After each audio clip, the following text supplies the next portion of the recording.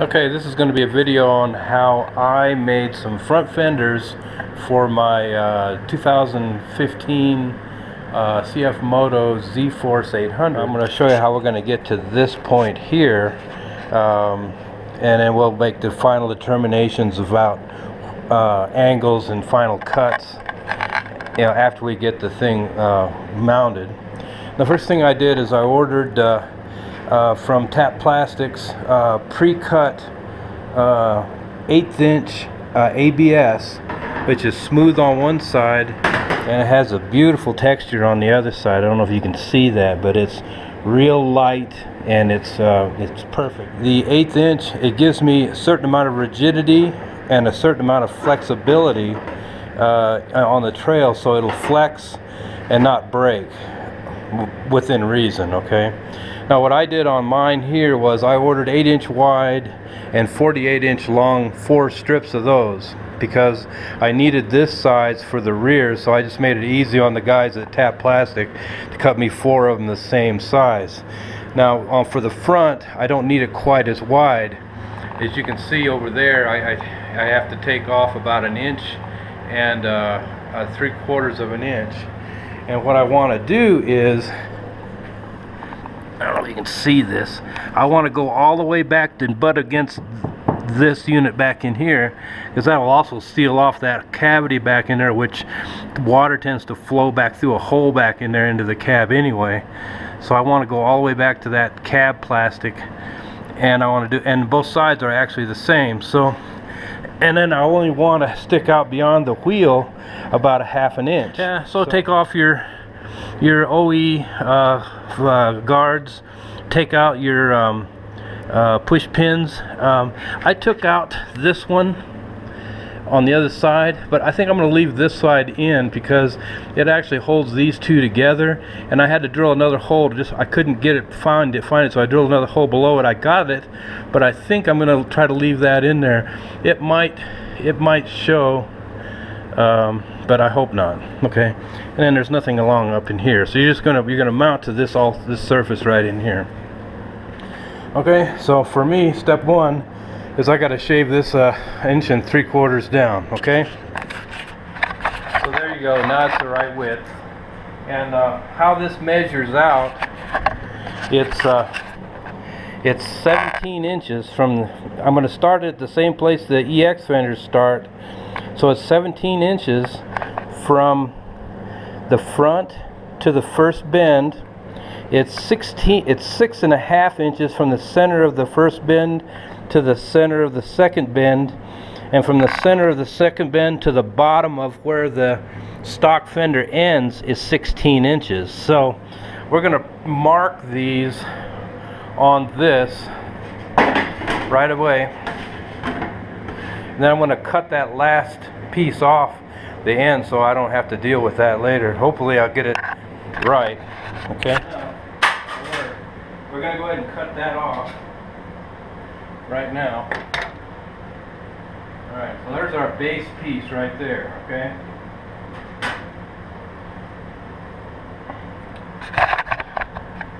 now one of the things that I didn't do on that one is I took and made the bend, went over and checked it, made the bend and readjusted it about 3 or 4 times before I finally ended up with the right angle. On this side, I went ahead and went in, laid a piece of cardboard on it and drew the angles from the inside out so that I can just lay that right on the paper and get the bends right as I bend it. Okay. I got everything else put away now. We're going to start with the first bend. That's the first bend here. It's the first bend pass. We're going to start. This is a starting point. This will be 1 and 2. Okay. As you see, the arrow is down. We're going to do it right here. You're going to want to clamp that thing in something like this or whatever it takes to hold it evenly on both sides, and have your mark about 1/4 inch above the surface, because it's going to bend right where it's in the center of where it's heated, and you want heat on both sides of that line. If I put it right on it, it'll bend above it. See what I mean? Well, you guys know that. So give it at least about a quarter of an inch above the line, and then that's the first spot. And position your template where you can pop it out easily and check your angle. It's not real critical because this is really very flexible. I think, in my opinion, it's probably better to not go quite enough than to go too much and to have it flex back, because it arcs it in the middle in the wrong way. It'd be better to arc it the other way if you have to. And then you're going to have something to give it a quick cool down, and I recommend just some cold water and a sponge, okay? So that'll set it. You're going to warm it up, bend it, and set it, and check it. And if it's not quite right, or if it's, if it's off enough, we'll just do it again, warm it up again, set it a little bit, and then check it. Okay, so let's do one here and see how that actually works out for us. Just a standard heat gun, like you can buy anywhere, Harbor Freight. Warm it a little on the back side first. You see the heat makes it kind of weird, do weird things. Warm it a little on the back side first.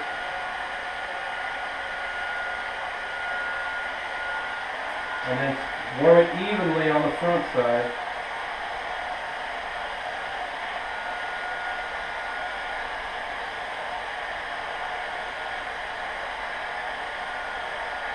Don't overheat it, don't get it too close.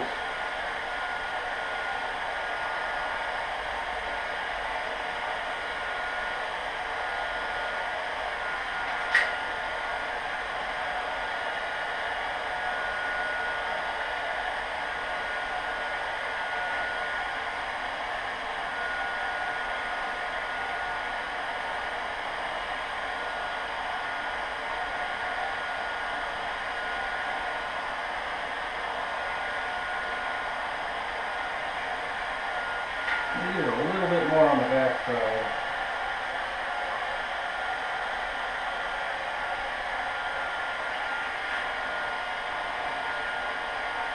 There it goes.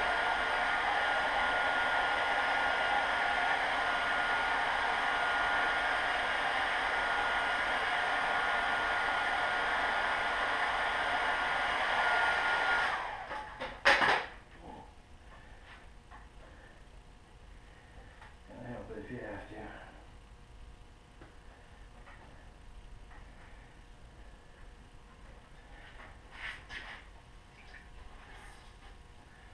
Set it.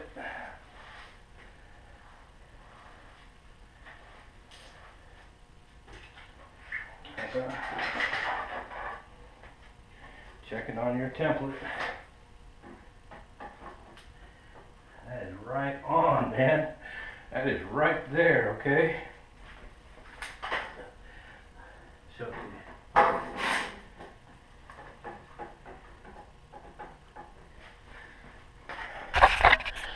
See there? It is right on it. That's what we want. That is absolutely close enough, okay? Still a little bit warm. Go ahead and cool it down the rest of the way. This also takes the mark off of it.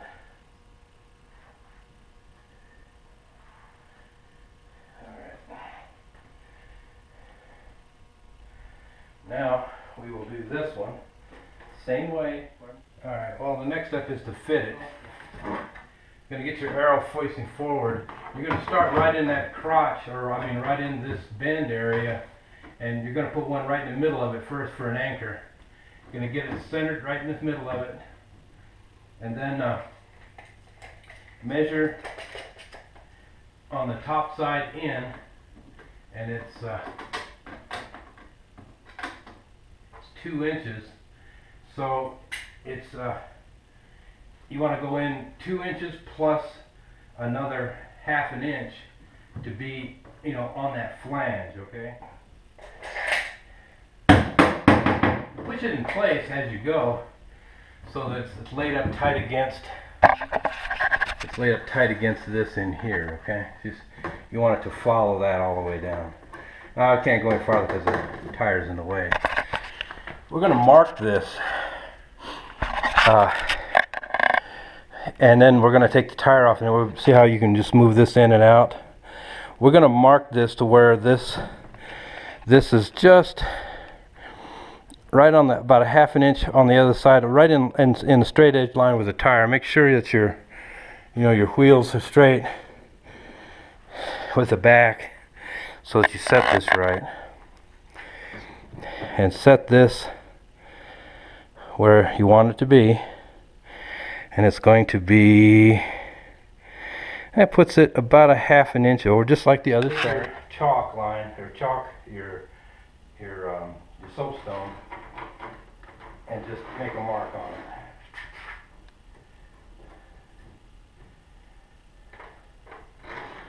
And we'll take the wheel off, and then we'll go ahead and drill those holes, mount that, and once we're there, we will be the same as we are on this side. Now, yet last night I played with it and I just rounded this corner to see what it looked like, but I don't think that I want anything flat edged up front that'll catch anything as it comes. I need it to go past it. And I think what I'm going to do is I'm just going to mimic the EX fender. The EX has a long taper on it, as you see, and I drew that line. I may just follow that line out to, but these fenders aren't anywhere near as wide, so it'll terminate a lot earlier unless I change that angle.